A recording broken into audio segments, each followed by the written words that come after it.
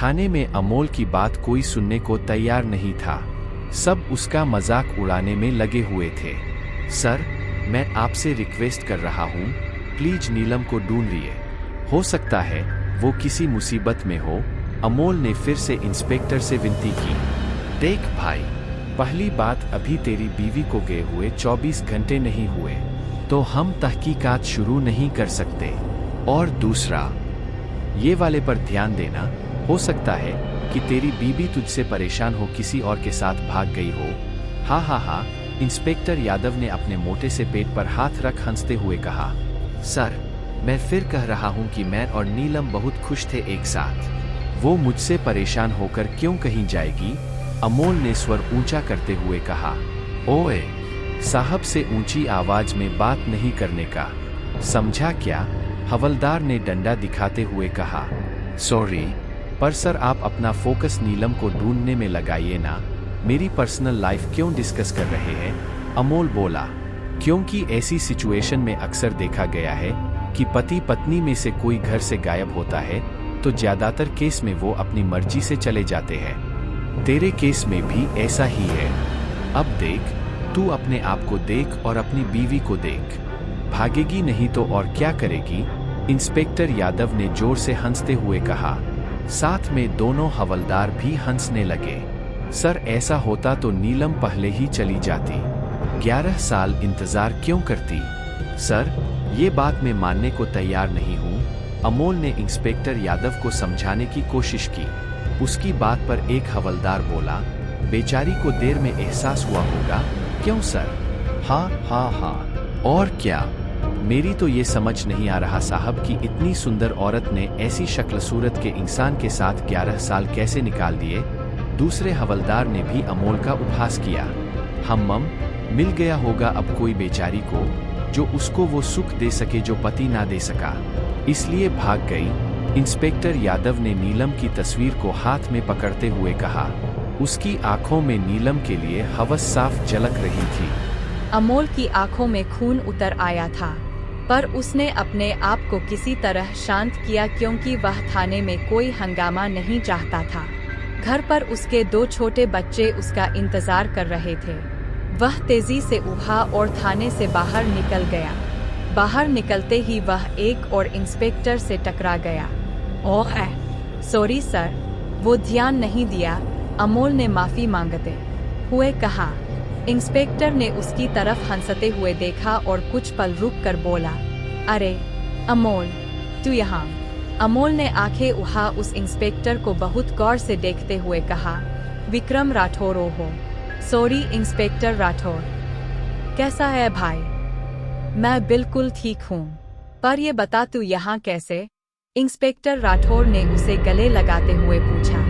वो मेरी पत्नी कल सुबह के बाद से घर नहीं आई, इसलिए यहाँ थाने के चक्कर काट रहा हूँ, पर ये लोग कुछ कर ही नहीं रहे। अमोल ने बेबस होते हुए कहा। 1 मिनट, तू इधर आ, बैठ, अब बता क्या हुआ है? इंस्पेक्टर राठौर उसे थाने के कंपाउंड के बेंच पर बैठाते हुए बोला। कल 11 बजे नीलम किसी काम से बाहर गई थी, कुछ घर की खरीदारी करने, पर अभी तक लौटी नहीं। जब शाम तक वो नहीं आई तो मैंने पुलिस कंप्लेन लिखवाने की कोशिश की, पर ये लोग बोले कि 24 घंटे से पहले कुछ नहीं कर सकते। अमोल ने कहा। हम्मम, 24 घंटे तो हो चुके। अब इंस्पेक्टर यादव का क्या कहना है? इंस्पेक्टर राठौर ने अमोल से पूछा। अरे मैं क्या करूं? नीलम की तस्वीर देखकर बकवास बोल रहा है। कह रहा है कि इतनी सुंदर बीवी है, तुझसे परेशान हो भाग गई होगी यार के साथ। दिल तो किया मुंह तोड़ दूं, पर रुक गया। अमोल गुस्से में आग बबूला हो रहा था। यार ये सब एक जैसे है, सबकी सोच घटिया है। अच्छा जरा फोटो दिखा अपनी वाइफ की। इंस्पेक्टर राठौर ने अमोल को शांत करते हुए कहा। अमोल ने कोट की जेब से नीलम की तस्वीर निकाल कर राठौर को दी। इंस्पेक्टर राठौर भी कुछ पल के लिए नीलम की तस्वीर को देखता ही रह गया। क्यों, तू भी यही सोच रहा है कि इस लंगूर के हाथ में ये हूर की परी कैसे लग गई? अमोल ने कटाक्ष भरे स्वर में पूछा। अरे कैसी बातें कर रहा है अमोल,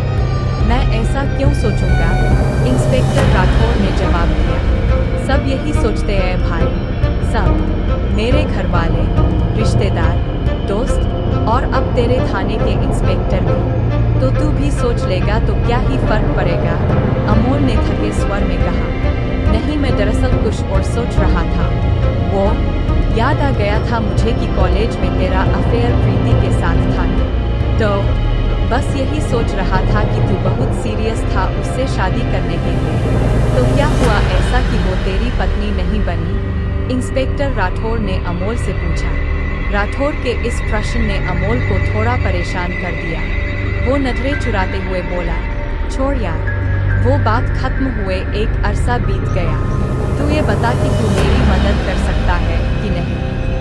इंस्पेक्टर राठौर ने अमोल से उसकी पत्नी नीलम की तस्वीर की फोटो मोबाइल पर खींचने की इजाज़त मांगी और उसे आश्वस्त किया कि वो जल्द ही खुद इस केस पर काम करेगा। विक्रम ने पुलिस कमिश्नर से सिफारिश करवाकर अमोल का केस अपने हाथ में ले लिया। घर पहुंच विक्रम अपना फोन निकाल अमोल की पत्नी नीलम की तस्वीर देख रहा था कि अचानक कविता ने पीछे से उसे अपनी बाहों में घेरते हुए कहा, क्या बात है राठौर साहब, बहुत खूबसूरत तस्वीर है। हमें छोड़ने का इरादा तो नहीं है कहीं जनाब का? सोच तो कुछ ऐसे ही रहा हूँ। वैसे ना ये मोहतरमा खूबसूरत? विक्रम ने अपनी पत्नी कविता को छेड़ते हुए कहा। बहुत खूबसूरत है, पर ये है किसकी? कविता ने पूछा। अरे अमोल, याद है तुम्हें वो चुप सा रहने वाला लड़का जिसको तुम सब लड़कियां अमोल पालेकर कहकर बुलाते थे? आज पुलिस स्टेशन में मिला, उसकी पत्नी कल से घर नहीं आई। ये उसकी पत्नी है? विक्रम ने जैसे ही ये कहा कविता हैरान होकर बोली, ये अमोल की पत्नी है? नहीं, मतलब वो तो ठीक ठाक ही दिखता था, और ये तो बहुत खूबसूरत है।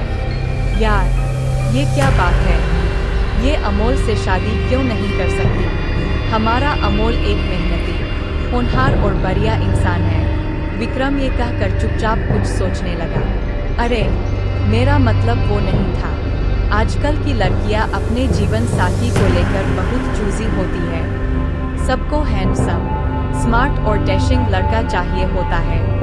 मतलब खुद चाहे दिखने में 19 हो, लड़का 21 चाहिए। तो ये मोहतरमा तो दिखने में 22 है, इन्होंने कैसे 19 दिखने वाले से शादी कर ली? कविता ने कहा। खैर वो तो ये मैडम जाने, फिलहाल ये केस मैंने अपने अंडर ले लिया है। दोस्त के प्रति मेरा भी कुछ फ्रोय बनता है कि नहीं? विक्रम, क्या मैं भी तुम्हारे साथ इस केस पर काम कर सकती हूँ? पर्सनल तौर पर? कविता ने पूछा। कविता स्वयं एक प्राइवेट डिटेक्टिव थी, उसकी खुद की एजेंसी थी और विक्रम को बहुत बार उसके केस में पर्सनल तौर पर मदद कर चुकी थी। ऑफ कोर्स कविता, मुझे कोई आपत्ति नहीं है। तुम वैसे भी वो देख सुन लेती हो जो मैं नहीं देख पाता। कल सुबह तैयार रहना, अमोल के घर जाना है। ये कह विक्रम केस के बाद